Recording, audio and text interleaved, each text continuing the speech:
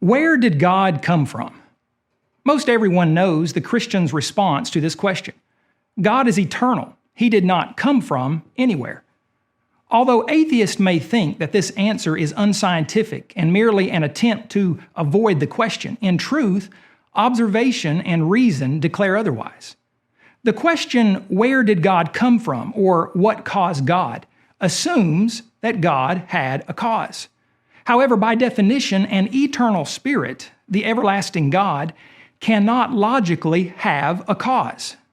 Asking about God's cause is as incoherent as asking why matter is eternal. Matter's not eternal. Matter is no more an eternal essence without a cause than God is a physical being with a cause. Asking where did God come from is like asking when did eternity start? By definition, eternity never began. Eternity is without beginning and end. By definition, so is God.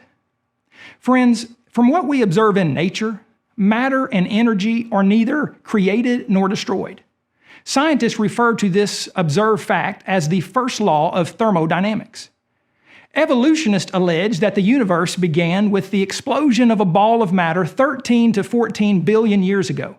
Yet they've never provided a reasonable explanation for the cause of this supposed original ball of matter.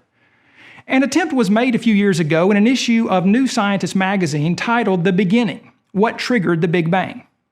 Notice, however, what the evolutionist David Shiga stated in the last line of the article. The quest to understand the origin of the universe seems destined to continue until we can answer a deeper question. Why is there anything at all instead of nothing? The fact is, a logical, naturalistic explanation for the origin of the original ball of matter that supposedly led to the universe does not exist. It cannot exist so long as the first law of thermodynamics is true, that matter and energy cannot create themselves. Since the physical universe exists, and yet it could not have created itself, then the universe is either eternal or something or someone outside of the universe must have created it.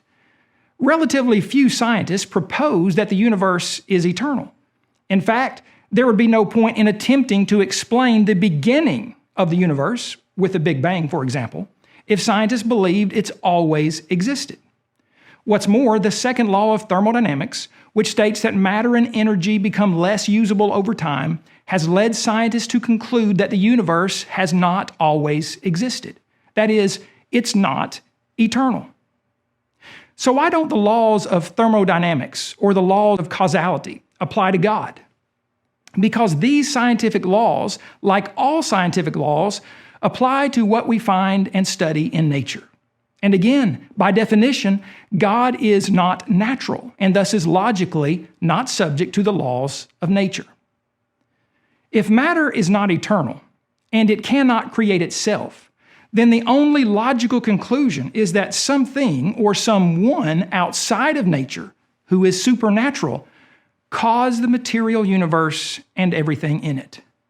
Christians call this someone the eternal God because he is from everlasting to everlasting.